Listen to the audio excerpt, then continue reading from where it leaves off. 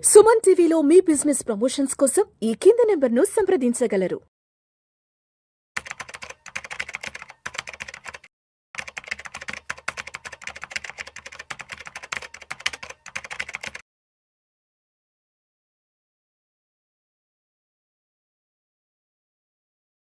Welcome to Vishnu talks.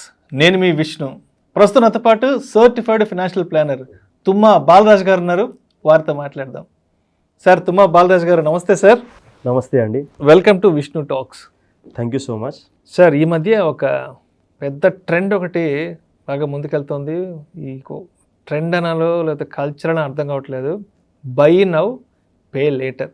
So ముందు తీసుకో, తర్వాత పే చేసేయి. సో మీకు అర్థమైపోయింది ఏంటో. కరెక్ట్ అండి. ఈఎంఐ కల్చర్ అంటాం. EMI culture. సో చాలామంది యంగ్స్టర్స్ అనేవాళ్ళు ఈ డెట్ ట్రాప్లో ఇరుక్కుపోతున్నారు. ఉద్యోగం వచ్చిన వెంటనే ఏదో చేసేసేయాలి, ఇవాళకి ఇవాళ ఏదో అనుభవించాలి, ఇవాళకి ఇవాళ ఏదో చూసేసేయాలి, మొత్తం తెలుసుకోవాలి. సో జాబ్ వచ్చిన వెంటనే ఎక్కువగా కూడా సో ఇలాంటి డెట్ ట్రాప్లోకి వెళ్ళిపోతున్నారు. కాబట్టి అటువంటి వాళ్ళకి మీరు ఏం చెప్తారు? సో ఇది వాళ్ళ ప్రాబ్లం కూడా కాదండి. మనం అర్థం చేసుకోవాల్సిన విషయం ఏంటంటే, స్కూలు, కాలేజు, ఇన్ని సంవత్సరాల ఎడ్యుకేషన్ ఏమైతే అవుతుందో they are dependent on their parents. చాలా వరకు కోరికలు ఏమైతే ఉంటాయో అవి అణిగి ఉంటాయి. ఒక వయసు వరకు స్టేజ్ వరకు చాలా వాంట్స్ ఉంటాయి. నీడ్స్ పేరెంట్స్ చూసుకుంటారు, కానీ వాంట్స్ ఏమైతే ఉంటాయో పేరెంట్స్ చూసుకునే పరిస్థితిలో ఉంటారో లేరు. చాలా సందర్భాల్లో చూసుకోలేని పరిస్థితిలోనే ఉంటారు. అంటే ఈ కాలేజ్ ఎడ్యుకేషన్ వరకు ఇవన్నీ ఉంటాయి అక్కడ. నేను మంచి షూస్ వేసుకోవాలి, మంచి బట్టలు వేసుకోవాలి, మంచి మంచి ప్లేసెస్కి వెళ్ళాలి, మంచి మంచి కార్లు తిరగాలి, ఇవన్నీ కూడా కోరికలు, వాంట్స్ అంటాం. సో ఇవన్నీ సప్రెస్డ్ వాంట్స్ ఉంటాయి. ఎప్పుడైతే ఉద్యోగంలోకి వస్తారో లేదా ప్రొఫెషన్ మొదలవుతుందో వాళ్ళకు ఆర్థికంగా వాళ్ళు ఎదుగుతూ ఉంటారు, డబ్బులు వస్తూ ఉంటాయి. So no they have the freedom to spend their money and do whatever they want. అందు గురించే స్పెషల్లీ యంగ్స్టర్స్ ఏమైతే ఉంటారో ఆ సప్రెస్డ్ వాంట్స్ ఏమైతే ఉంటాయో they want to fulfil that. So అందుకోసమే కెరియర్ మొదలైపోయిన తర్వాత వెంటనే and easy availability of money ఉంది మనకు. క్రెడిట్ కార్డ్స్ కావచ్చు, banks are there to give loans. చాలా వరకు లోన్ యాప్స్ వచ్చాయి. ఇవన్నీ కూడా తీసుకొని మన అవసరాలు తీసుకుంటూ ఉన్నారు. సో ఇది చేయడం వల్ల they are going to get into debt trap. So ఒకవైపు లోన్ తీసుకొని ఈఎంఐ కట్టడానికి they are willing to do it, but investment చేయమంటే డబ్బులు లేవని చెప్పేసి అంటారు. సో డబ్బులు ఉన్నాయా లేదా మనం చూద్దాం. కొన్ని ఇనీషియల్ కెరియర్ డెసిషన్స్ ఏమైతే ఉంటాయో, స్పెండింగ్ హ్యాబిట్స్ ఏమైతే ఉంటాయో that will define how well they are going to be financially. ఉదాహరణకి ఉద్యోగం వచ్చింది, ప్రొఫెషన్ మొదలు పెట్టారు, 25-20 సంవత్సరాలు ఉంది, ఒక 50,000-60,000 సంపాదిస్తున్నారు, రైట్? వెంటనే ఇంటికి ఒకటి వస్తుందండి. ఏంటది? ఇంటికి వచ్చేది కార్ వస్తుంది కదా. కార్ కాదండి, కార్. అదేంటది? కార్. ఈరోజు కారు లగ్జరీయా, నెసెసిటీయా? కొంతమందికి అయితే నెసెసిటీ, కొంతమందికి అయితే లగ్జరీ, షో ఆఫ్. చాలా వరకు today car is a necessity, it is no more a luxury. So మనం ఒక పాయింట్ ఏ నుంచి పాయింట్ బికి వెళ్ళాలంటే ఖచ్చితంగా కార్ అనేది మనకు ఉండాలి. సరే, కారు ముఖ్యమా, కొత్త కారు ముఖ్యమా? కొంతమంది కొత్త కారు అంటారు, కొంతమంది ఏ కార్ అయితే ఉందని అంటారు. నన్ను అడిగితే చాలా మంది కొత్త కార్ అనే అంటారు. కొత్త కార్ అనే అంటారు. యూజ్డ్ కార్ వాడడానికి చాలా మంది ఇష్టం చూపించరు. ఎందుకంటే యూజ్డ్ కార్ వాడితే మన పరువు ఏమవుతుంది, మన ప్రతిష్ట ఏమవుతుంది, మన స్టేటస్ ఏమవుతుంది, మన కలీగ్స్ ఏమనుకుంటారు, మన ఫ్రెండ్స్ ఏమనుకుంటారు, అత్తగారు ఏమనుకుంటారు, రిలేటివ్స్ ఏమనుకుంటారు, ఇవన్నీ కూడా చాలా రకాల ఇబ్బందులు వెంటాడుతూ ఉంటాయి.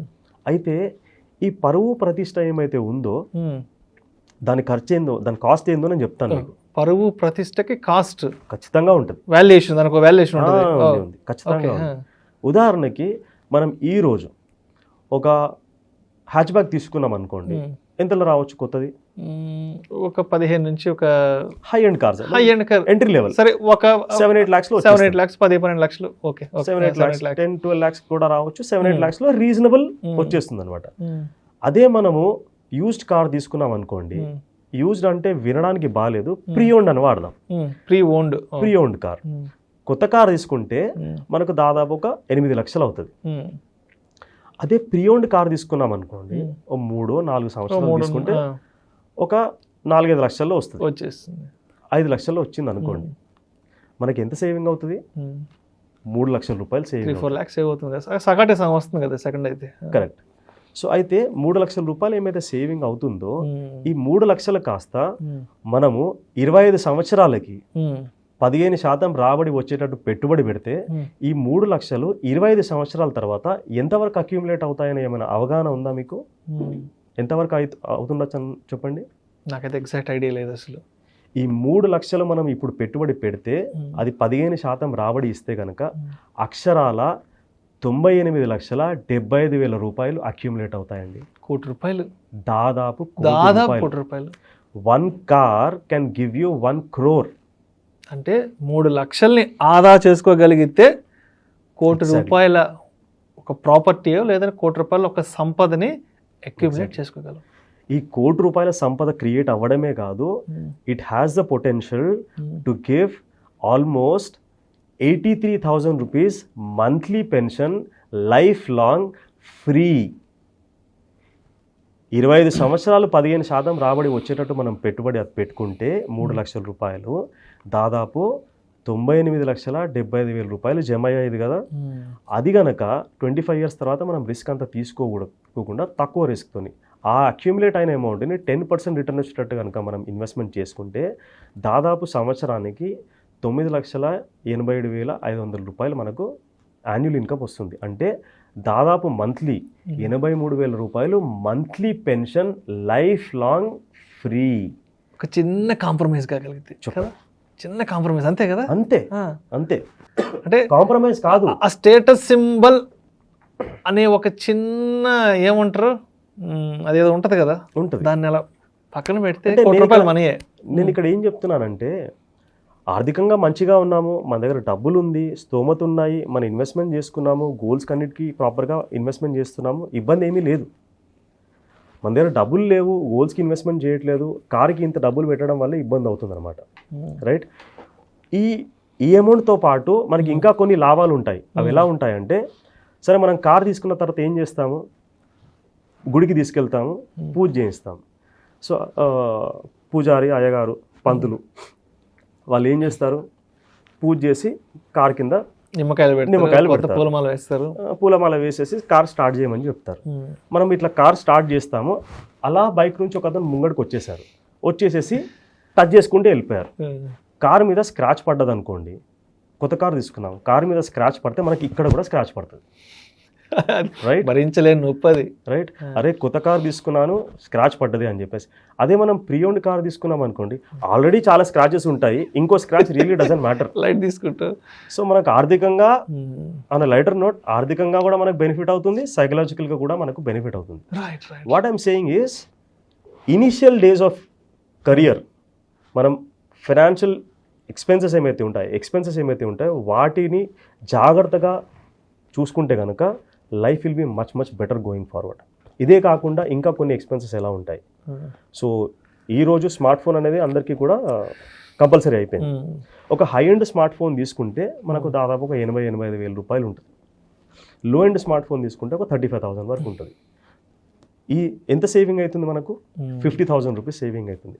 Same 50,000 rupees high end smart phone, లో ఎండ్ స్మార్ట్ ఫోన్ 2 వారం రోజులు వాడామనుకోండి, పెద్దగా మనకు తేడా తెలియదు. రైట్, ఆ 50,000 రూపీస్ కనుక మనము సేమ్ 25 years at 15% ఇన్వెస్ట్మెంట్ చేసుకుంటే దాదాపు 16,45,000 రూపాయలు అక్యూములేట్ అవుతుంది. It has the potential to give 13,700 rupees monthly pension, life long free. చిన్న డిసిషన్. అది వద్దులే, ఇది తీసుకుందాం అనుకుంటే చాలు. అది ఏముందిలే, ఇది తీసుకుందాం అనుకుంటే మనం ఫైనాన్షియల్గా బాగా ఉన్నాం, ఏది కావాలంటే తీసుకోవచ్చు, సంపద సృష్టి జరుగుతుంది. అంతే కదా.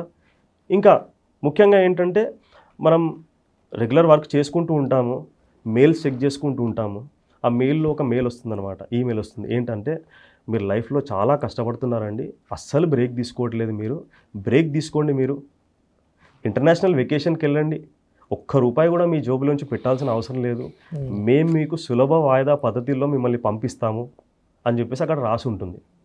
అప్పటి వరకు నిజంగా మనము బ్రేక్ అవసరమో లేదో ఆ మెయిల్ చదివిన తర్వాత మనకు అనిపిస్తుంది అనమాట, నేను చాలా కష్టపడుతున్నాను, నాకు నిజంగా బ్రేక్ కావాలి, నా ఫ్యామిలీకి బ్రేక్ కావాలి, అది కూడా ఇంటర్నేషనల్ బ్రేక్ కావాలని అనిపిస్తుంది. కాల్ చేస్తాము, మనకు ఆ ఫార్మాలిటీస్ చూసుకుంటాము, ఇంటర్నేషనల్ వెకేషన్కి వెళ్ళేసి వస్తాం, ఒక ₹4 లక్షల ఖర్చు అవుతుంది, రైట్? కానీ అక్కడికి వెళ్ళి వచ్చిన తర్వాత ప్రతి నెల గుర్తుకొస్తుంది మనం వెకేషన్కి వెళ్ళామని చెప్పేసి. ఎందుకు? ఈఎంఐ కట్టాలి కాబట్టి, right?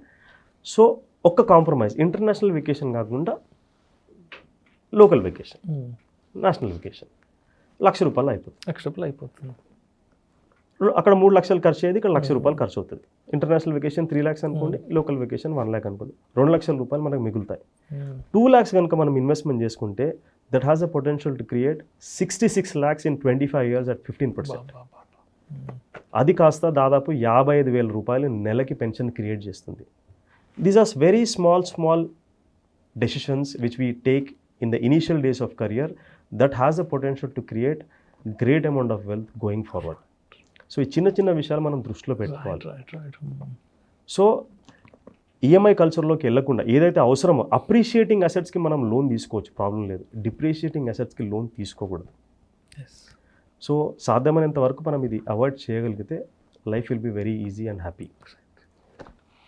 Thank you sir, thank you so much. లైఫ్లో ఎక్కడెక్కడ నెగ్గాలో కాదు, ఎక్కడెక్కడ తగ్గాలో తెలుసుకుంటే దానివల్ల నెక్స్ట్ జనరేషన్స్కి ఒక మంచి సంపదను క్రియేట్ చేసి ఇవ్వచ్చు అనేదానికి చాలా మంచి విషయాలు చెప్పారు సార్. ఒక్క ఫైనల్ పాయింట్ అండి, ఇక్కడ కార్ విషయంలో చాలా మంది నాకు రిపేర్స్ వస్తాయి, సెకండ్ హ్యాండ్ కార్ కొంటే ఇబ్బంది అవుతుంది అని చెప్పేసి ఫ్రీక్వెంట్ రిపేర్స్ వస్తాయి అని అంటే, కాకపోతే తీసుకునేటప్పుడు జాగ్రత్తగా తీసుకోవాలి. నేను పర్సనల్ గా అడ్వైస్ ఫాలో అయ్యాను. మంచి కండిషన్ లో ఉన్న చూసి ఒక మంచి మెకానిక్ ని తీసుకెళ్లి అతన్ని తీసుకోవాలి సూపర్విజన్ లో. ఉదాహరణకి నేను షెవ్రలే ఆప్ట్రా మ్యాగ్నమ్ 2013లో కొన్నాను. అది 2008 మోడల్, నేను 2013లో కొన్నాను. దాదాపు 5.5 సంవత్సరాల వెహికల్ అది. 10,50,000 ఆన్ రోడ్ ప్రైస్, నాకు 2,80,000 దొరికింది. Huge discount. నేను 10 లక్షలు 15 లక్షల కార్ కొనే స్తోమత ఉండే, కానీ ఎందుకు ఇనిషియల్ గా 7 లక్షలు మిగిలిపోయింది కదా. That went into investment. That's really great idea. So అది దాదాపు 10 సంవత్సరాలు నేను నడిపాను. Super. So that's how it is అండి. Thank you sir, thank you so much. So లైఫ్లో చిన్న కాంప్రమైజెస్కి ఏ సందర్భాలలో నెగ్గడం కంటే కూడా తగ్గడం కానీ తెలుసుకుంటే దానివల్ల కూడా వెల్త్ క్రియేట్ చేసుకోవచ్చు అనే విషయాల గురించి చాలా ఇంట్రెస్టింగ్ ఫ్యాక్ట్స్, మంచి ఎగ్జాంపుల్తో మన ఆడియన్స్కి తెలియజేశారు. Thank you sir, thank you so much. Thank you so much అండి. Delaying gratification is the key. Delaying gratification is the key. మనం దృష్టిలో ఉంచుకోవాలి. Yes, thank you sir.